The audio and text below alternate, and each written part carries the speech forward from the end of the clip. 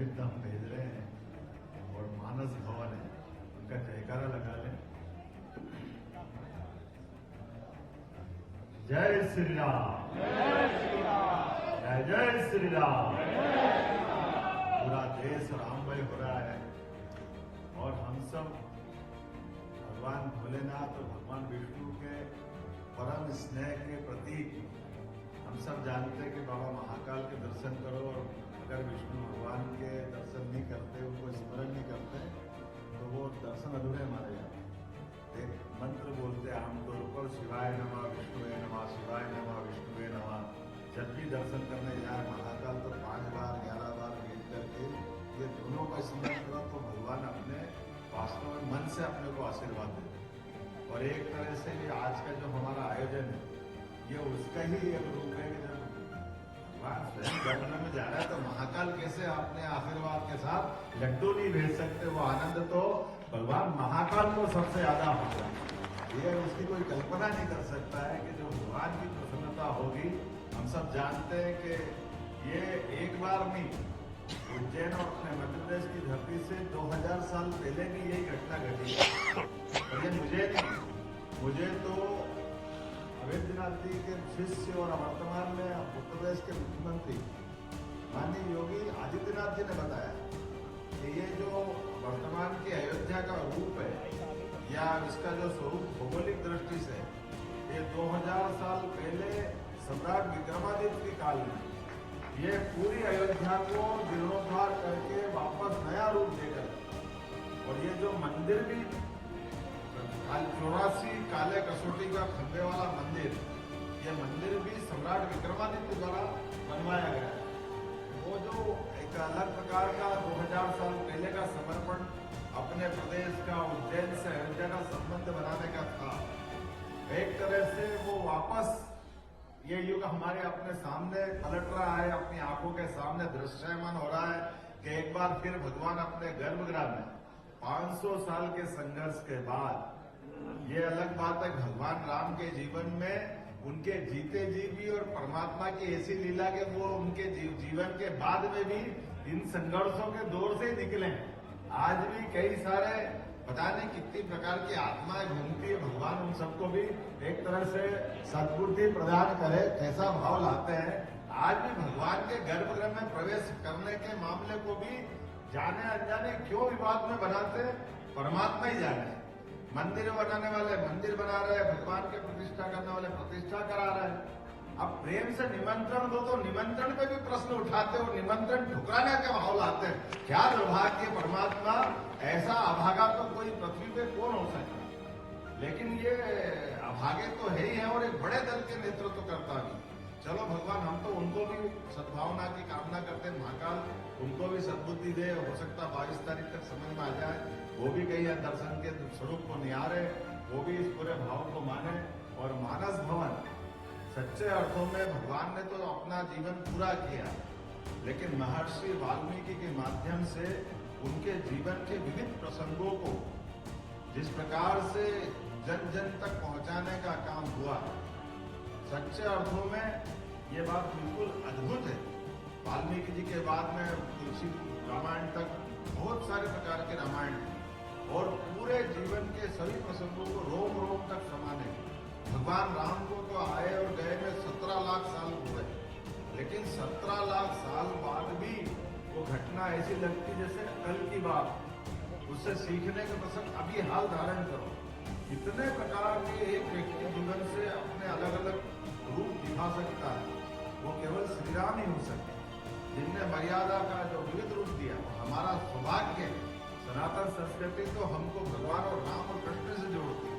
मर्यादा का पाठ, मर्यादा धारण करने के लिए भगवान श्री राम का अलौकिक दिव्य भव्य स्वरूप हमको दिखाई देता, और मर्यादा का पालन कराने का अधिकार भी भगवान कृष्ण के माध्यम से, कि कोई मर्यादा तोड़ के देखे, भगवान श्री कृष्ण उसको अपने आप में मर्यादा लाने के लिए वो सारे प्रसंग जोड़ते हैं, जिनमें वो अपने जीते जी भगवान के रूप में धारण हो जाते हैं, भगवान के रूप में माने जाते हैं। तो मैं आज के इस अवसर पर, चूंकि अवंतिका वो धाम है, जिनने हम सब जानते हैं कि अवंतिका का एक लघु रूप ऐसा भी माना जाता है कि पूरी सृष्टि किसी ने नहीं देखी हो, पूरी पृथ्वी नहीं देखी हो, तो उज्जैन देख ले।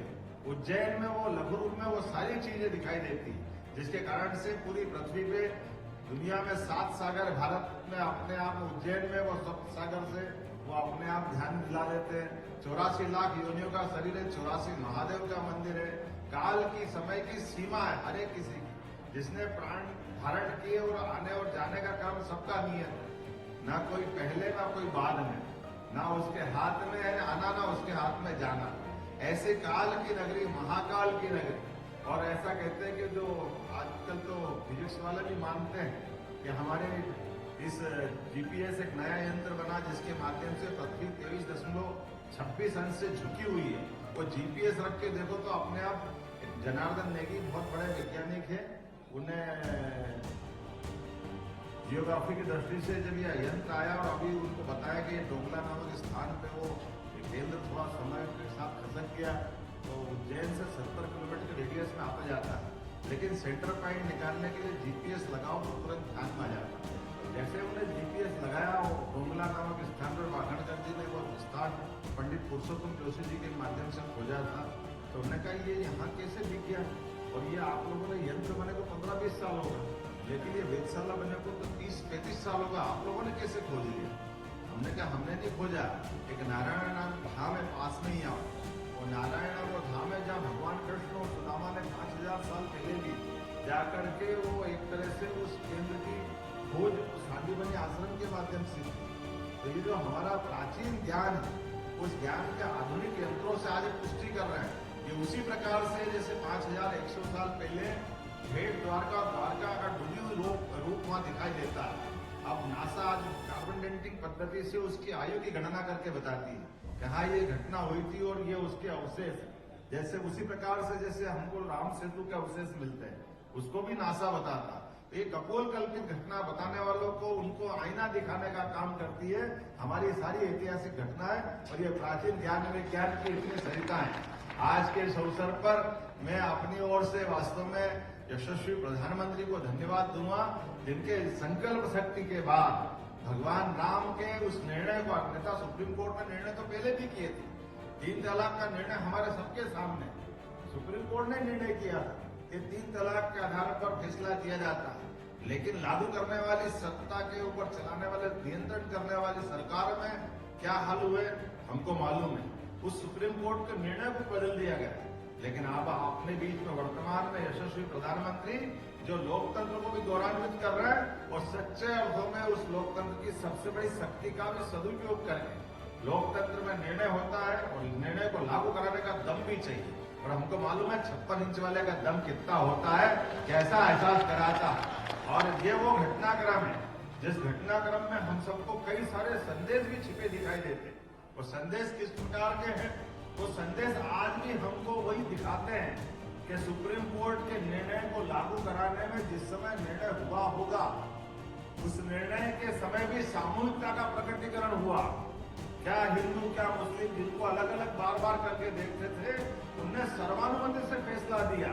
ये उस निर्णय से भी परिलक्षित हुआ, और बाद में भी पूरे देश में परिलक्षण के आधार पर यह एहसास कराया कि राम मंदिर के मामले में क्या हिंदू मुसलमान अलग अलग नहीं है।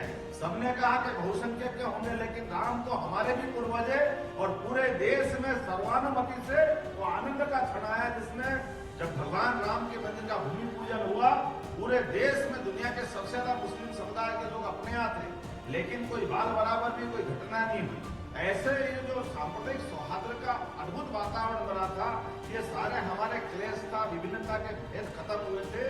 परमात्मा की दया से वही समय वापस जब गर्भ का आया तो ये होना चाहिए था, लेकिन अभी भी ऐसे अवशेष बाकी है जो इस विभक्तिकरण में वोट के आधार पर अपने राह ढूंढ रहे हैं। परमात्मा उनको भी समझ देगा, इसलिए हम ये लड्डू बांट रहे कि इनकी सारे लड्डू बढ़ते बढ़ते वो मिठास कायम रहे, वो आनंद कायम रहे, वो आत्मीयता कायम रहे जो परमात्मा ने 17 लाख साल पहले लीला करी थी।